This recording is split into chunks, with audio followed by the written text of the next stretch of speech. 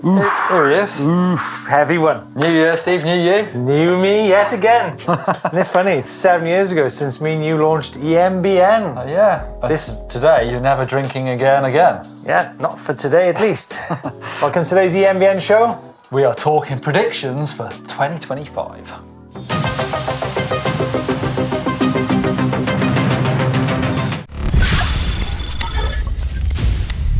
Interesting. I could have actually predicted what would have happened last year, especially with the whole DJI business, because I've been riding the DJI for a while. This year's different. You don't know what's coming. Well, there's lots of gossip and rumours. Where should we begin? Should we begin with, obviously, DJI came out with the bike, 120 newton meters, 1,000 watts peak power. It was a story of numbers, I've got. It was a story of numbers. I think, just to put in perspective, there are actually other bikes out there with similar numbers. Yeah. We've got there's a motor called Ascol from Italy, which I think is 112, 116 newton meters. You've got the Zax motor, which is 112. You've got the Rocky Mountain Power Play, which is 108. So the numbers do exist. The question, I think, for 2025 is, will some of the other brands follow suit with power? Are we talking big brands here? We're talking the big brands. The Shimano's, the Bosches. The Yamahas, the whole shebang. Will they follow suit? Is it a case of just doing a software update to up the numbers, or do you think the hardware can't deal, or we don't know any of this? So, I think I've got three takes from it. First one is you increase the power, then you're going to need more fuel in your tank. And responsibility, that's what I say, isn't it? More power, more responsibility. Well, no, it's just from a fuel consumption perspective, right? More power, more fuel. Yeah, that's physics. I didn't do physics GCSE, as you mentioned last week's show. The second one is, do you actually need more power? Because, I mean, you know, we've been running 85 newton meter Shimano's and Bosches for many years. I think it's pointless having 160 newton meters if you can't get that power down onto the ground. I would argue that your rear tyre is more important than power. Feels like, I mean, I'm going to look silly in 10 years' time, but it feels like that's about, you know, you don't need much more than that 120 at all, because you get, like I say, turning that into traction is the difficult part of this thing. But it is a numbers game. Turning it into traction, I like that. There's a video in that. Are we going to is the industry going to chase its tail, just chasing numbers? Possibly. We don't know but the thing is, like, well, my point is 85 to 90 is enough. Yeah, it's good, yeah. It is, right? And it all depends on your rider weight. It also depends on what you ride, because if you don't ride technical trails uphill, you don't need more power, do you? No. Do you need more? Will we see the big brands, though? That's the interesting point. Let's go on. I think there's one even bigger part of the story when it comes to motor power. I had a big conversation with Klaus Fleischer from Bosch end of last year, and they are very concerned. And obviously, you know, Klaus is very involved in like Brussels and what's going on with the mountain bikes and e-bikes in general. And, you know, he has concerns that the e-mountain bike party could be closed down if the numbers get too wide. Brands are pushing the limits too far. Yeah. You know, we're pushing it quite a lot already with the fact that, you know, if you follow some 120 newton meter bikes uphill, they are fast. Yeah. You can go uphill at 25 kph, right? I mean, they're still limited, but yeah, you can buzz along in situations before you wouldn't be going so fast. Having said that, our colleagues just behind that door on GCN are frequently doing 30. They can go as fast as they want. They can go as fast as they want. Yeah. I think if you're on the road and you're commuting, I think it kind of makes sense to have faster bikes, doesn't it? I think you guys think so. Yeah. Let's know your thoughts on that one. I want to delve into racing. Obviously, there is a void this year in the World Cup Enduro e-bike racing. So, are you gutted? I'm on the fence about e-bike racing. I don't think the format has been nailed by any means, and there's so many questions. I can see why they've paused it, but are we going to see anyone jump in to fill the void? Or do people care? I don't know. Will it come back in 2026? I'm sure as long as there are bikes, people will want to race them, but I haven't found something that's really caught my attention yet. Me and you did the Bosch e-mountain bike challenge back 7 years ago. Which was a fun day out, but It's a fun day out. it wasn't my idea of racing, I've got to say. Well, because I beat you. Did you?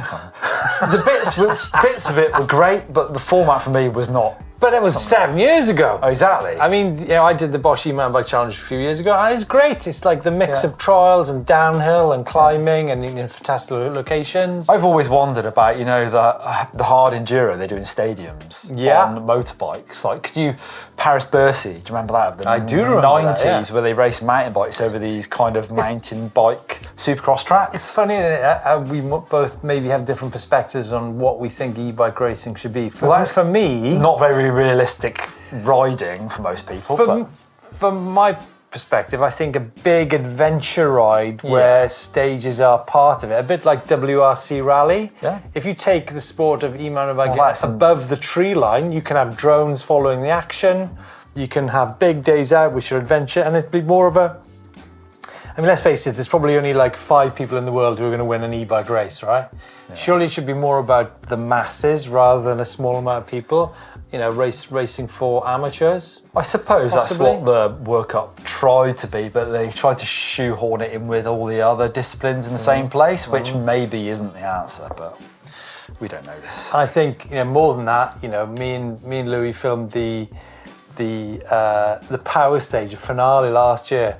What a fantastic thing to witness. You know, you got the crowds that far away from your handlebars as you kind of, you know, you're up against it in a technical piece of terrain. I think it could be a good showcase.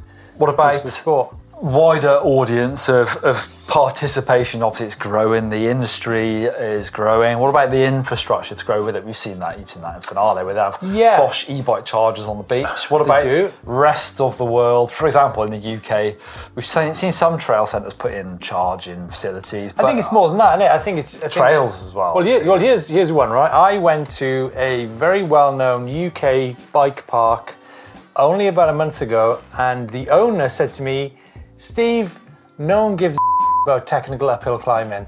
I was like, whoa. It's up to us to kind of inspire people to ride these e-bikes up technical climbs and create infrastructure to do that, right? Yeah, even in, you know, I don't tend to go to trail centres. I'd like to go to the woods where I ride. It's a really popular spot, but there's no facilities, nothing. It's wild riding pretty much. And there's no facilities there for e-bikes, but there are lots of old unused downhill tracks that could be easily get a little signpost at the bottom of it, and it rejuvenates the wood as well. Or you look at an area like Finale, who are actually ahead of the curve. They're pushing things when it comes to e-mountain bike and climbing, because they've got trails. They've got old ancient. I can say same thing really. Pack horse trails and wild boar shooting trails, which are now designated uphill.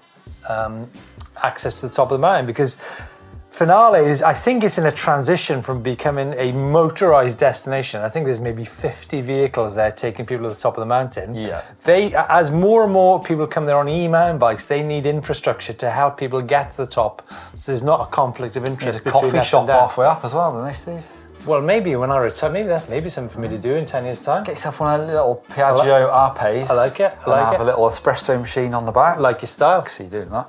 It's not a bad idea. We've talked motors. What about tech as a whole? Integration. I want to see the Scots of the future. Not only are they going to have lights in the back, ABS, they're going to have sat-nav screens. Is this the tech race going to continue until every bike comes with everything? There does seem to be a lot of lights on the back of e-mountain bikes, isn't there? That's for sure. I think, here's one then. I think we are due some big news from Specialized. Yep. I think they led the way back in 2015 when they launched the Levo. They've had 3 varieties of Levo so far. They've all been different. You know, when we talk about, everyone's talking about, and this is something we also should maybe quickly touch on, is the fact that everyone's been obsessed with lightweight full power in 2024. Do you think it'll be a Levo SL? Well, no, let's not forget the Specialized Levo 2018 vintage was 20.5 kilos with a 700 watt hour battery and 90 newton meters. That's like 6-7 years ago. Yeah. I reckon Specialized will come out with something very soon, and it'll be very interesting to see the route that they go down. Okay. So there. Well, we'll look forward to seeing that, Steve. Don, all very well and good having these predictions. What we want to know is from you folks, 3 questions. What do you want to see on the channel in 2025? Secondly, are you buying a new e-mountain bike this year? And the third question is, what would you like to see happen with eMTBs this year and into the future? Please let us know down in the comments and we'll tackle them on next week's show. Let's get into the cool places, Steve, see what the folks have been up to this week. And this is Alistair. Tarland Laps, Scotland, over from Canada. First time riding the trails of Tarland. Went with a local friend who's on a regular bike. Ended up towing him up the big hills. Great fun, great scenery and great trails. Even the sun came out. Beautiful. What about Okanagan, British Columbia? Ooh, BC, truly the best bang for buck, riding the countless trails. And then a beautiful giant redwood tree on the Canal de Crickhowell. Oh, That's from Chopsticks. that's a big one. That is, isn't it?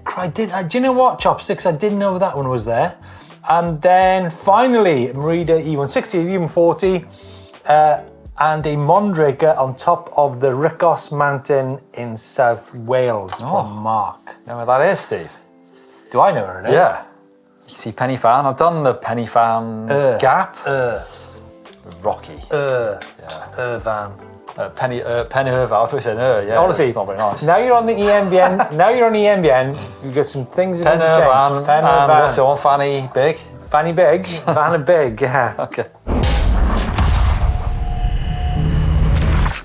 Okay, so we're ready to start the year off with your feedback. We're always checking your comments, so make sure you ask away if there's anything that you want to know, and we will attempt to answer those questions. Yeah. First of all, Joker MTB. I've ridden full power eMTBs, and honestly, I really prefer the lower power motors that have a small form factor. Huge Fazua R60 fan, yeah, I know.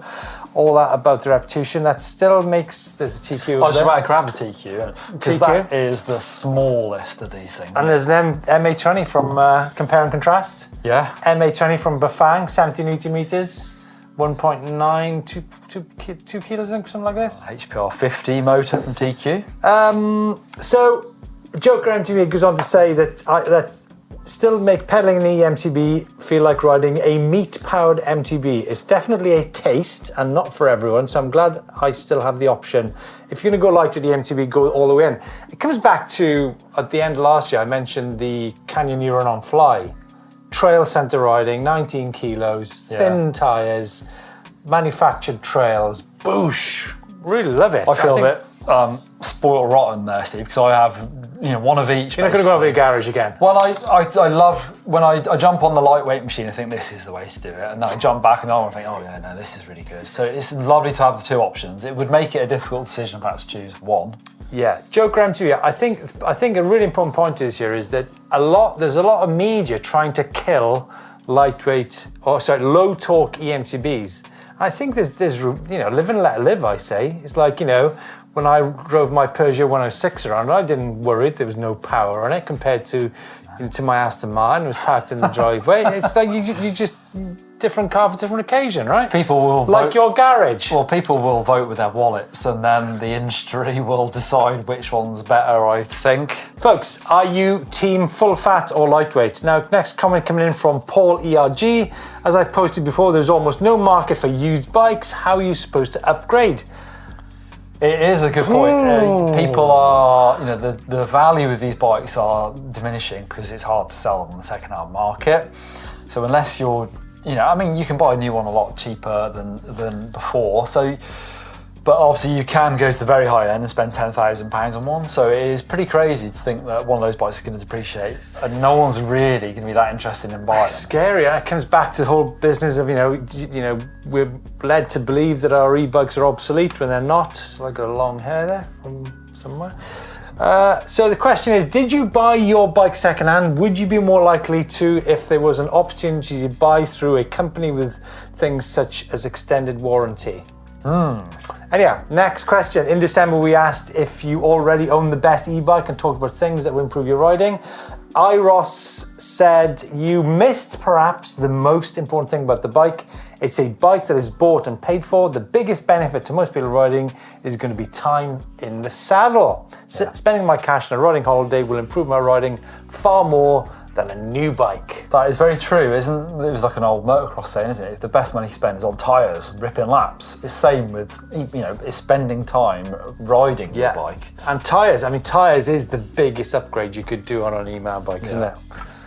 And one final question, Don? Yeah, from Jake Break Bill, commented, as great as the bikes are today, it makes you wonder what we'll have in 10 more years. Yes. Doesn't it? Imagine. That's in relation to a video which I made on looking back to my first e-bike rides in 2014, actually, with a high bike. It does feel like a very, very... long time ago? Well, interesting time for the industry, because things seem to just be, accelerating almost exponentially, the stuff we're getting and how good the bikes are becoming. So where will we be in 10 years? Exactly. Let us know your thoughts, folks. Okay, do you know what, Don? The bike vault is overflowing with bikes. It's so great to see people who are new to e-mountain biking getting new e-mountain bikes. There's Craig. The range of bikes. Craig is on his second YT Decoy. Whoa. Brilliant bike. Not much elevation in my local woods, but still great to get out and fly between the trees. Redditch. Super nice. Look at this. This is copybook. This is copybook bike vault territory. This is Alan with his Canyon Spectral on. A day of fun. That's all needs to be said. It says Meadows. I don't know where that is, but it looks amazing. But that to me, Alan, is copybook. Copybook bike vault, super nice. Stephen is riding the 145 kilometre Centenary Trail just outside Canberra, just down from the Arboretum. Can't beat a nice Arboretum. Yeah. I've seen some kangaroos. I've been to Canberra, went and raced down all there. Yeah, the kangaroos surrounded the car when we were packing up at the end of the day. They do that in Shropshire as well, don't they? Wallabies, no. Okay, sorry. Nice, super nice. Super nice. And look, someone has got a spanking Santa Cruz Valor in the Giant Mountains. Rob. Good on you, Rob. Good on you. Like your style. Check you. Like your style. And we've got to close that off with super nice because it is a super nice bike. It's good. There's some super nice tyres. Time for some getting social, and let's kick off with Danny McCaskill throwing around his Valor. Sometimes better than others, to be fair. Did you see that post with Danny McCaskill and Greg Minar and Greg Callahan and a few others? They've set up their own bike company called Cast. Yeah, I don't know anything about that. Me neither. It's interesting though. Next up, Angel Suarez, top downhill racer on his Specialized Levo. And then closing off the social side of things this week is some sweet corner action from Andy. Lots of corners like that at the moment in the woods, aren't there? Yeah, very photogenic, and it's very loamy there. That's good, isn't it? And that's it for this week's EMBN show. Coming up on the channel on Sunday, we'd like to introduce the Don and the reasons why, or some of the reasons why, he's come back to EMBN. Yeah, I guess a bit of a follow-on from a video I did on GMBN talking about my injuries, but also the reasons why I love e-mountain bikes and why it's the future for me. And why you need some excuse to ride all those bikes in your shed. Exactly, I've got to get riding them somehow. Sunday, tune in.